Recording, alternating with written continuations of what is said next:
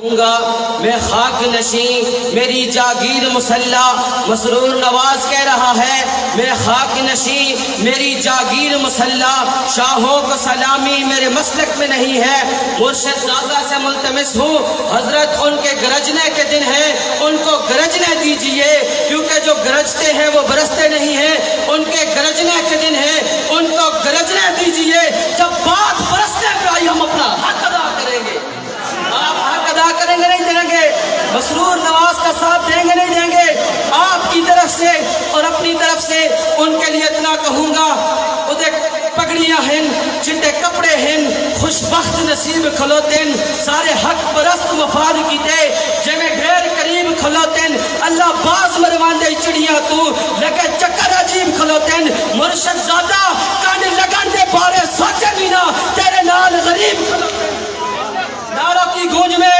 کھڑے ہو کر اپنے قائد کا استقبال کیجئے تشریف لاتے ہیں قائد مرکزیہ جانشین حق نواز جنگی شہید ابن امیر عظیمت حقیقی وارث مسند حق نواز جنگی شہید حضرت مولانا مسرور نواز جنگی صاحب زندہ ہے جھنگوی زندہ ہے جھنگوی زندہ ہے جھنگوی نعرہ تکبیر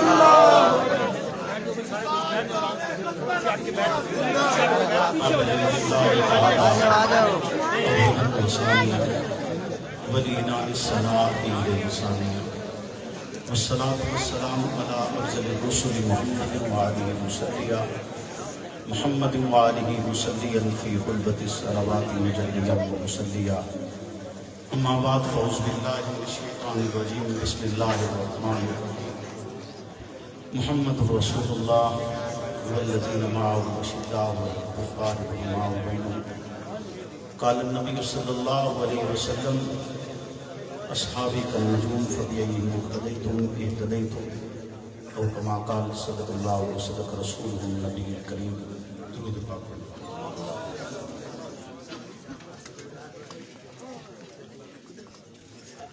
اللهم صل على محمد معدن الجود والكرم منبع الحلم والحكم وآله وسلم اللهم صل على محمد وعلى آل محمد اللهم صل على محمد وعلى آل محمد اللهم صل على محمد وعلى آل محمد محمد سے پیار کرتے ہیں تیرا احسان ہے مولا ہماری بخشش کا بس یہی سامان ہے مولا در شاہ مدینہ چھوڑ دے جنت کے بدلے یہ سودا ہم نہیں کرتے ہمیں نقصان ہے مولا تیرے باغی تیرے شاطن بشر اچھے نہیں لگتے تیرا سایہ نہ ہو جن پر وہ سر اچھے نہیں لگتے تیرے اصحاب سے مجھ کو محبت کیوں نہ ہو آقا کسے اونچے گھنے ٹھنڈے شجر اچھے نہیں لگتے میرے واجب الاحترام دوستوں بزرگوں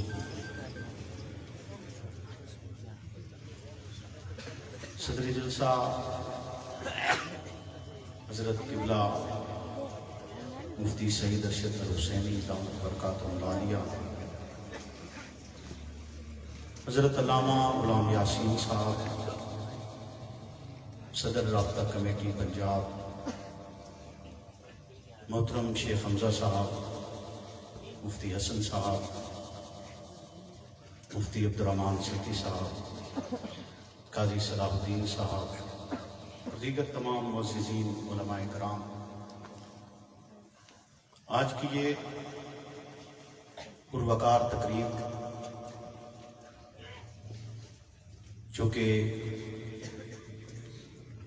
سنی رابطہ کمیٹی کے مرکزی جنرل سیکرٹری جناب غلام مصطفیٰ بلوچ صاحب کی خلوص کاوش کے ساتھ جاری ہے آج کے اس پروگرام میں بسلسلہ پیغام مرشد حق نواز حاضری کا شرف حاصل ہوا خالق کائنات سے دعا کروں کہ وہ مجھے حق اور سچ کہنے کی توفیق عطا فرمائے اور حق اور سچ کہنے کے بعد مجھے اور آپ کو اس پر عمل پیرا ہونے کی بھی توفیق عطا فرمائے۔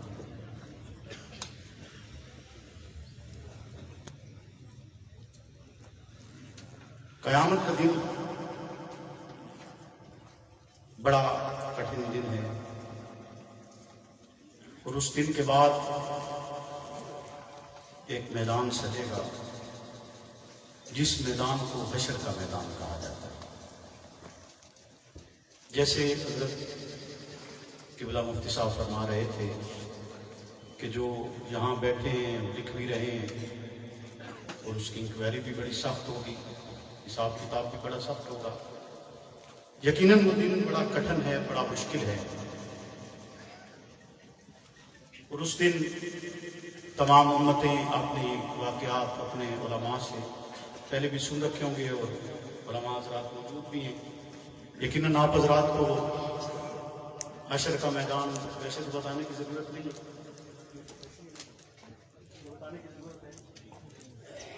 وہ ایک دن 50,000 سال کا ہوگا، اور عرش کے سائے کے نیچے ایسے ہی ہوگا جیسے سردیوں کا ایک مختصر سا دن ہوتا ہے۔ اس دن ساری امتیں مل کر، آپ نے یہ قصہ سنا ہوا پہلے سے، کہ سارے انبیاء کے پاس جائیں گے اور درخواست کریں گے کہ اللہ رب العزت سے دعا کریں حساب کا وقت جلدی شروع ہو، ایسا ہی ہے نا؟ اور بالآخر سرکار دو عالم حضرت محمد رسول اللہ صلی اللہ علیہ وسلم کے پاس آئیں گی، ساری امتیں مل کر اور دعا کی درخواست ہوگی، اور رسالت پناہ رب کی بارگاہ میں سجدہ ریز ہوں گے، اور اپنے شفاعت کے حق کو استعمال کرتے ہوئے رب سے دعا کریں گے، اور رب کی بارگاہ میں دعا قبول ہوگی، اور اللہ رب العزت حساب کا نظام شروع فرمائیں گے، اور حساب کا نظام شروع کرنے کے لیے رسالت پناہ کو یہ حکم ہوگا کہ چونکہ آپ نے دعا کی اور آپ کی دعا کی قبولیت کے ساتھ یہ دن شروع کیا جا رہا ہے، تو لہذا آپ ہی کی امت سے شروع کیا جائے، آپ ہی کی امت سے شروع کیا جائے۔ اس کی کو تھوڑی کم کرنا ہے۔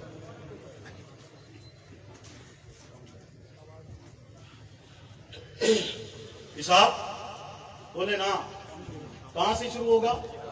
ذرا زور سے بولیں، سوئے ہوئے تو نہیں ہے نا؟ پکی بات ہے، کہاں سے شروع ہوگا؟ امت محمدیہ صلی اللہ علیہ وسلم، اور امت کا پہلا فرد رب کی بارگاہ میں پیش ہوگا۔ امت کا بولے نا، امت کا حضرت محمد رسول اللہ صلی اللہ علیہ وسلم کی دعا کے ساتھ حساب شروع ہو رہا ہے، امت کا پہلا فرد رب کی بارگاہ میں پیش ہو رہا ہے، امت کا پہلا فرد رب کی بارگاہ میں صفیں لگی ہوئی، 80 کے قریب صفیں بتلائی جاتی ہیں کہ سب سے زیادہ صفیں ہوں گی امت محمدیہ صلی اللہ علیہ وسلم کی، سارے امتی کھڑے ہوں گے، سارے امتیوں میں پہلا امتی، پہلا امتی رب کی بارگاہ میں پیش ہوگا، رب کا جلال انتہائی کمال پر پہنچا ہوا ہے، کہ اتنا جلال ہے کہ نفسا نفسی کا عالم، بیٹا باپ کو نہیں پہچان رہا، بیٹی ماں کو نہیں پہچان رہی، کوئی رشتہ داری نہیں، کوئی دوست نہیں، کوئی تعلق نہیں، کوئی عزیز داری نہیں، غرض بغیر کوئی کسی کو کسی کی پرواہ ہی نہیں۔ اس عالم میں امت کا پہلا فرد رب کی بارگاہ میں پیش ہوگا کہ رب کا جلال اتنا ہے کہ لوگوں کو پینے کے لیے پانی میسر نہیں، زمین خشک ہو چکی ہے، دریا ختم ہو چکے ہیں، سمندروں کا پانی ختم ہو چکا ہے، بھاپ بن کر اڑ چکا ہے، اگر پیاس لگتی ہے تو اپنے پسینے سے بجھانے کی کوشش کی جاتی ہے، اور وہ پیاس بجھنے کی بجائے مزید تازہ ہو جاتی ہے، تشنگی بجھتی نہیں۔ اس عالم میں رسالت پناہ کو خالق کائنات حکم کرتا ہے کہ آپ کی امت سے حساب شروع ہوگا، آپ اپنی امت کو حساب کے لیے پیش کریں۔ امت محمدیہ کا پہلا فرد رب کی بارگاہ میں پیش ہوگا، رب کا جلال جمال میں بدل جائے گا، رب کا جلال جمال میں بدل جائے گا، رب کا جلال جمال میں بدل جائے گا۔ یہ منظر بعد میں پیش کروں گا کہ جواباً امت کے پہلے فرد رب نے کہا کیا؟ رب نے کہا کیا اور جلال جمال میں بدلا کیسے اور الفاظ کیا ہوں گے، یہ منظر بعد میں پیش کروں گا. ایک تخیلاتی منظر پیش کرنا چاہتا ہوں. تخیل ہے، حقیقت نہیں. تخیل ہے، بولے نا اونچا بولے نا. تخیل ہے، حقیقت نہیں، اور ایسا ہوگا بھی نہیں. ایسا ہوگا بھی نہیں. یعنی یہ جو تخیل پیش کرنا چاہ رہا ہوں یہ ہوگا بھی نہیں. ایک تخیل پیش کرنا چاہتا ہوں کچھ سمجھانے کے لیے، کچھ بتلانے کے لیے، کوئی پیغام دینے کے لیے. توجہ ہے آپ کی؟ بولے نا. سب کی ہے، جو کرسیوں پر بیٹھے ہیں ان کی بھی ہے.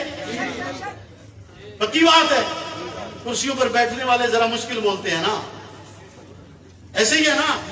توجہ ہے. رب کی بارگاہ میں امت کا پہلا فرد پیش ہوتا ہے. پہلا سوال کیا ہوگا؟ بولے نا مفتی صاحب، پہلا سوال کیا ہونا ہے؟ کوئی بھی امتی جب پیش ہوگا رب کی بارگاہ میں تو پہلا سوال کیا ہونا؟ نماز نا. یار وہ قبر کے سوال ہے. من ربو کا سوال قبر کا ہے. حشر میں سوال ہوگا نماز. حشر میں کیا سوال ہوگا؟ نماز. نماز کے پہلا سوال نماز کا ہوگا، تبھی جان چھوٹ سکے گی. تو امت کا پہلا فرد رب کی بارگاہ میں پیش ہے، اس سے سوال ہو رہا ہے نماز کا. کس چیز کا؟ نماز کا. وہ جواباً عرض کرتا ہے اللہ وہ نمازیں جو پیغمبر کے پیچھے پڑھی، یا وہ نمازیں جو پیغمبر کے مصلی پر پڑھائیں، یا وہ نماز جس میں پیغمبر ابتدا میں کھڑے تھے، یا وہ نماز کہ جب میں موجود نہیں تھا اور باقیوں نے سمجھا کہ اگر وہ موجود نہیں تو عمر کو مصلی پر کھڑا کر دیا جائے، اور کھڑا کیا گیا تو جواباً حجرہ شریفہ سے روضہ جنت سے آواز آئی، اس مقام سے جو اس کائنات میں سب سے اعلیٰ ترین مقام ہے، اس سے آواز آتی ہے لا لا لا، نہیں نہیں نہیں، میرے مصلی پر میرے جیتے جی اس کے سوا کوئی اور کھڑا نہیں ہو سکتا. اللہ وہ نماز کہ جس میں مصلی پر کھڑا ہوں، پیغمبر کے قدموں کی آہٹ سنی، پیچھے ہٹنے لگا تو پیغمبر نے فرمایا نہیں ہٹنا نہیں، تینوں ہی تک کھڑا رکھنا ہے.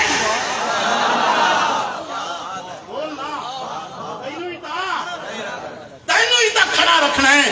اللہ اس نماز کا حساب دوں جو شروع بھی پیغمبر کے ساتھ کی تھی، اس نماز کا حساب دوں جو پیغمبر کے حکم کے ساتھ چلتی رہی، اس نماز کا حساب دوں جو پیغمبر کے مصلی پر پڑھائی. امت کا پہلا فرد ہے، رب کی بارگاہ میں پیش ہے، رب کا جلال کمال کو پہنچا ہوئے محمد رسول اللہ کو حکم کیا جاتا ہے امت کو پیش کیا جائے، حساب شروع ہوتا ہے. امت کا پہلا فرد رب کی بارگاہ میں کھڑا ہو کر اپنی نماز کا حساب دے رہے، اس نماز کا جو پیغمبر کے مصلی پر پڑھی. وہ 17 نمازیں، اللہ وہ 17 نمازیں بتلاؤں جو پیغمبر کے جیتے جی آپ کے مصلی پر پڑھائی. بولو نا اس نماز کا حساب. اگلا سوال زندگی کہاں گزاری؟ زندگی کہاں گزاری؟ زندگی کہاں گزاری؟ اللہ کون سی زندگی؟ کون سی زندگی؟ اعلان نبوت سے پہلے کی یا اعلان نبوت کے بعد کی؟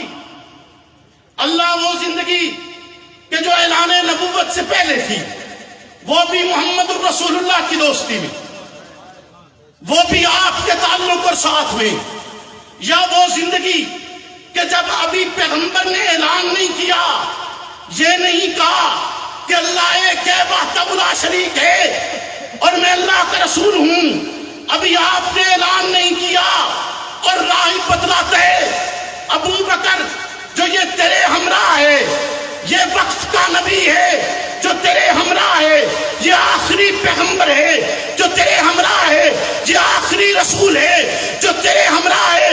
تو رات زبور انجیل کہتی ہے کہ یہی آخری پیغمبر ہوگا، یہی محمد الرسول اللہ ہیں۔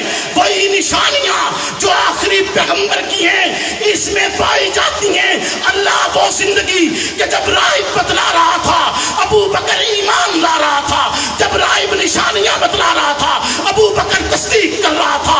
اللہ وہ زندگی کہ ابھی راہب اعلان کر رہا ہے، صدیق دل میں تیار کر چکے کہ محمد الرسول اللہ کا میں ہی امتی ہوں، وہ آپ کا کلمہ پڑھ چکے، آپ پر ایمان لا چکے۔ اللہ وہ زندگی جب رسالت بنا نے اعلان کیا لا الہ الا اللہ محمد الرسول اللہ، تو جواباً سوال نہیں کیے، اعتراض نہیں کیے، بلکہ عرض کیے کہ لا الہ الا اللہ محمد الرسول اللہ، آپ کہتے جائیے، صدیق تصدیق کرتا جائے۔ اللہ وہ زندگی کہ جس میں بیت اللہ کے اندر آپ پر تشدد ہو رہا تھا، صدیق آ کر کہتے اس لیے مارتے ہو، کہا لا الہ الا اللہ، اسے چھوڑ کر صدیق کو پکڑ لیتی۔ اتنا تشدد کیا جاتا ہے کہ آپ کی بیٹی کہتی ہے سر پر جہاں ہاتھ لگایا جاتا بال ہاتھوں میں آ جاتے۔ اللہ وہ زندگی کہ جس میں تمام تکلیفوں کے بعد پیغمبر کا چہرہ دیکھ کر یہ کہہ دیا جاتا تھا کہ اب دل پر کوئی تکلیف نہیں، جسم پر کوئی تکلیف نہیں۔ اللہ وہ زندگی جو غار میں آپ کے ساتھ گزری، وہ زندگی جو قبا میں آپ کے ساتھ گزری، وہ زندگی جو احد و بدر میں آپ کے ساتھ گزری، وہ زندگی جو فتح مکہ پر آپ کے ساتھ گزری، وہ زندگی جو خیبر و تبوک میں آپ کے ساتھ گزری، وہ زندگی جو حنین میں آپ کے ساتھ گزری، وہ زندگی جو نبوت کے روزے کے ہمراہ گزارتے چلے گئے، حتیٰ کہ آپ کے جانے کے بعد بھی آپ کے عشق کی طرف کے ساتھ اتنی تکلیف سے وقت گزارا کہ جگر کے چلنے کے اثرات بھی آپ کے گھر کی چھت پر پائے جاتے تھے۔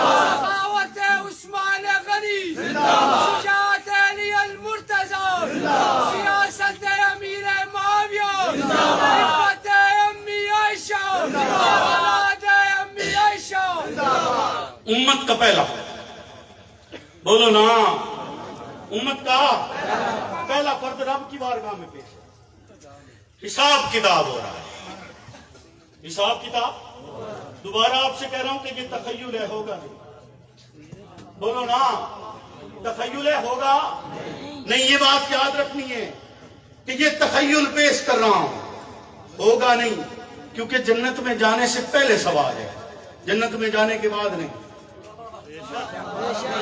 بولے نا، جنت میں جانے سے پہلے سوال ہے، جنت میں جانے کے بعد نہیں۔ اگر دنیا میں کوئی جنت ہے تو وہ کہاں ہے؟ بولے نا، وہ کہاں ہے؟ روضہ رسول جنت ہے یا نہیں ہے؟ جو جنت میں چلا گیا اس سے تو کوئی سوال نہیں ہوگا، اس سے کوئی سوال نہیں ہوگا۔ اور وہ یاد رکھنا کہ جب امت کا پہلا فرد رب کی بارگاہ میں پیش ہوگا، رب اسے کہے گا کیا؟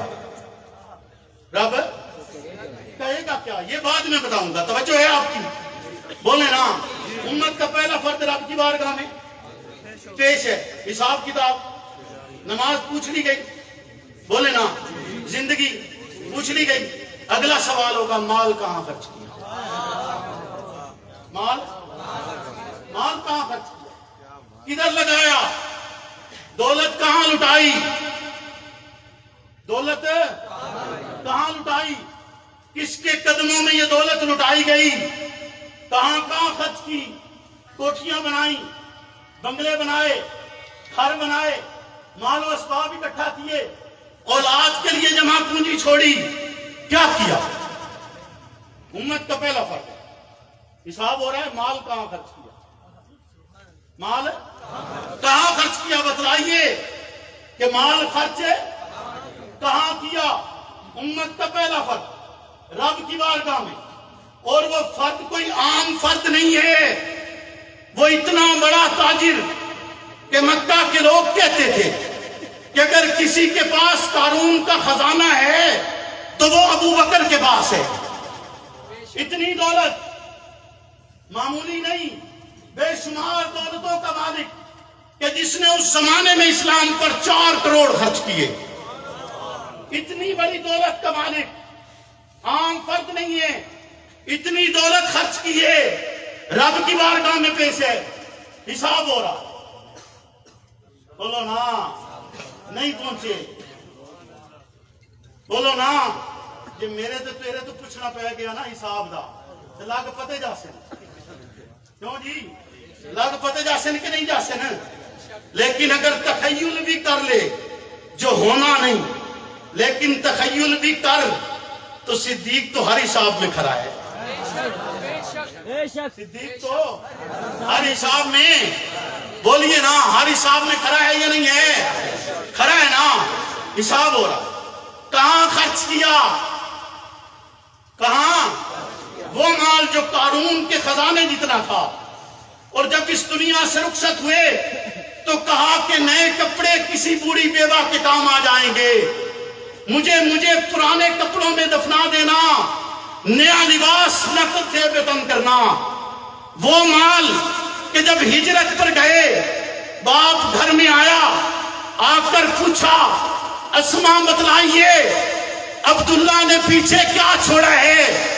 تو جواباً نابینا دادا کو لے کر اسما اس الماری تک گئی جہاں مال رکھا جاتا ہے، اور پتھروں پر ہاتھ رکھوا کر کہا کہ نہیں چھوڑ کر گیا ہے. آگے سے صدیق کا باپ ہے نا، کہتا ہے یقین تو نہیں تھا کہ وہ محمد کے ساتھ جائے اور پیچھے کچھ چھوڑے.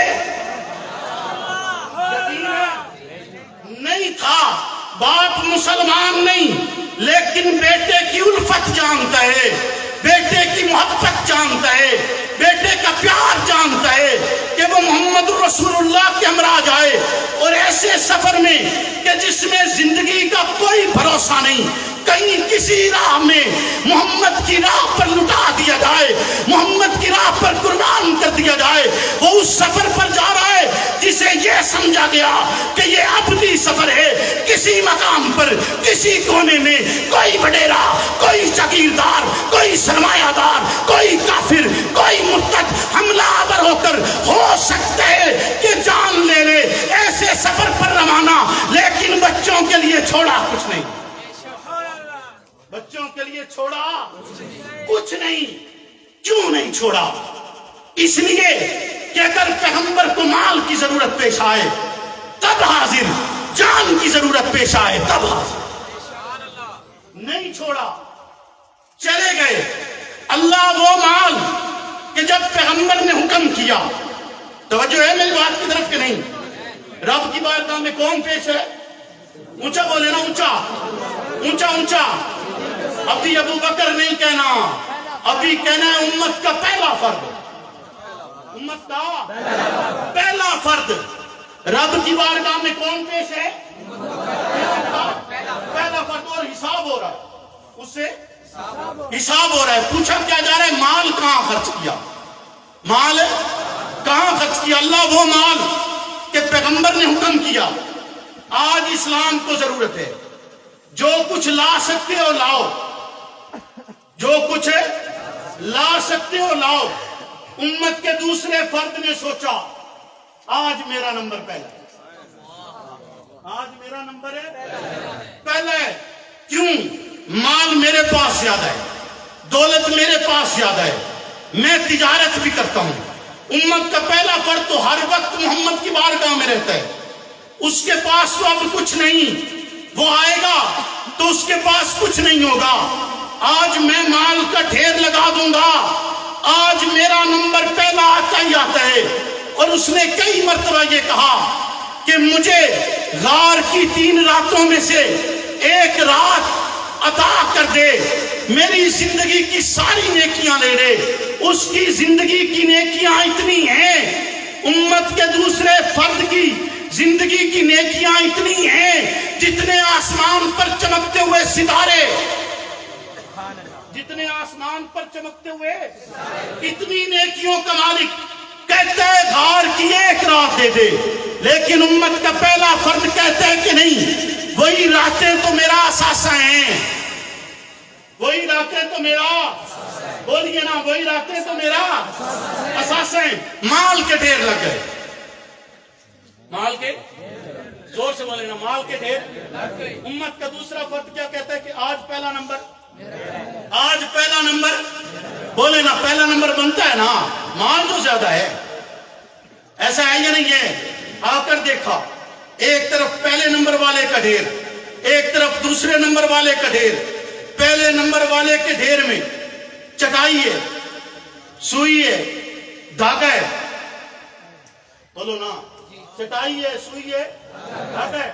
دوسرے نمبر والے کے ڈھیر میں چادریں، درہم و دنانیر، بے شمار مال و اسباب، ایسا ہے یا نہیں ہے؟ مال دیکھا، تاج ہو نہ ہو پہلا نمبر بنتا ہے، پہلا نمبر، پہلا نمبر اونچا بولو نا۔ پیغمبر نے اپنی زندگی میں کسی کا پہلا نمبر آنے نہیں دیا، ابو بکر پر پہلا نمبر آنے نہیں دیا، کوئی اچھل اچھل کر بھی کہتا رہے تب بھی نہیں آنے دیا، نہیں آنے دیا، پیغمبر نے نہیں آنے دیا۔ بولیے نا، اب سوال یہ بنتا ہے کہ پیغمبر تشریف لائیں اور پوچھیں کس نے کتنا دیا، سوال یہی بنتا ہے نا۔ آپ بھی یہی کرتے ہوں گے، مساجد میں آپ سب نمازیں پڑھتے ہوں گے، مولوی صاحبان پڑھاتے ہوں گے، مسجد کا چندہ ہوتا ہے تو کیا کہا جاتا ہے کہ بھائی کون کتنا دے گا، اور جو 10 روپے دے لکھا جاتا ہے، بولو نا، یعنی جیڑا سوئی دے وے اودا کوئی نہیں پوچھتا، اودا کوئی نہیں پوچھتا، جیڑا لاکھ دے وے، جو لاکھ دے اس کو لکھا جاتا ہے، ریمائنڈر کروائے جاتے ہیں، یاد دہانی کروائی جاتی ہے، ایک دوسرے کو بتایا جاتا ہے، محلے میں اطلاع دی جاتی ہے کہ فلاں نے لاکھ روپیہ دیا ہے مسجد کے لیے، ایسا ہی ہے نا۔ یہ اسلام کی بقا کے لیے مال دیا جا رہا ہے، تو یہاں کیوں نہ سوال ہو کہ کس نے کتنا دیا؟ سوال تو یہی بنتا ہے نا۔ پیغمبر تشریف لائے، پیغمبر تشریف لائے، یہ نہیں پوچھا کس نے کتنا دیا، بلکہ پوچھا کہ پیچھے کیا چھوڑا ہے۔ پیچھے جب دوسرے نمبر والے نے سنا کہ سوال یہ ہے پیچھے کیا چھوڑا، تو کہا آج بھی پہلا نمبر نہیں آیا، سوئی تائیں تائی پہ یہ پیچھے کی چھوڑے ہو، سوئی تائیں تائی پہ یہ پیچھے۔ امت کا پہلا فرد رب کی بارگاہ میں پیش، مال کا حساب ہو رہا ہے، بولیے نا، مال کا حساب ہو رہا ہے۔ حساب کا جواب دیتے ہوئے وہ کہتے ہیں وہ مال جس میں پیغمبر سے جواباً کہا تھا کہ پیچھے اللہ اور اللہ کے رسول کا نام چھوڑے اور کچھ باقی نہیں بچایا، فقط آپ کے نام کے سوا کچھ اور پیچھے نہیں چھوڑے۔ امت کا پہلا فرد رب کی بارگاہ میں پیش ہوگا، اللہ اسے دیکھیں گے، رب کا جلال جمال میں بدل جائے گا۔ وہ سوال جو میں نے آپ سے پہلے آپ کو کہا تھا کہ رب نے امت کے پہلے فرد کو دیکھ کر جواباً کہے گا کیا؟ رب کہے گا ابو بکر تم پیش ہوئے، تیرے تو ابھی اسلام پر دینے باقی ہیں۔ گلی گلی نگر نگر ابو بکر ابو بکر مصطفیٰ کا ہم سفر ابو بکر ابو بکر۔ گرج کے لگاؤ یار، یہی تو کرنے آئے ہیں کہ گلی گلی نگر نگر، یہی تو کرنے آئے ہیں کہ گلی گلی نگر نگر، اور اتنا کر چھوڑیں گے کہ اگر ہمارے جسم سے ہمارے سر جدا کر دیے جائیں تب بھی آواز ابو بکر کی ہوگی، ہمارے جسم سنی کر دیے جائیں گے تب بھی آواز ابو بکر کی ہوگی، ہمیں تختہ دار پر لٹکا دیا جائے گا تب بھی آواز ابو بکر کی ہوگی۔ اور انشاءاللہ العزیز پاکستان کی اس دھرتی پر آئین اور قانون کے دائرے میں رہتے ہوئے ہم قانون کا وہ شکنجہ تیار کریں گے کہ پاکستان کی دھرتی پر کسی کو یہ جرأت نہیں ہوگی کہ وہ اصحاب رسول کے خلاف زبان درازی کر سکے، وہ شکنجہ تیار۔ اس آواز کی آواز بنیں گے زور سے بولے نا. مرشد سے کیا ہوا وعدہ نبھائیں گے, ضرور نبھائیں گے. اور انشاءاللہ العزیز 22 فروری کو جنگ کی سرزمین پر, جنگ شہر کے سب سے بڑے گراؤنڈ میں, چرچی گراؤنڈ کے اندر انشاءاللہ العزیز پیغام مرشد کے ساتھ مرشد کے چاہنے والے اسی آواز کو بلند کرتے ہوئے نظر آئیں گے, جو آواز آج بھی تیرے اور میرے شعور کا سبب ہے, جو آواز آج بھی تیرے اور میرے جاگنے کا سبب ہے, جو آواز آج بھی تیری اور میری پکار کا سبب ہے, جو آواز آج بھی تیرے اور میرے درد کا سبب ہے, جو آواز آج بھی تیری اور میری طرف کا سبب ہے, جو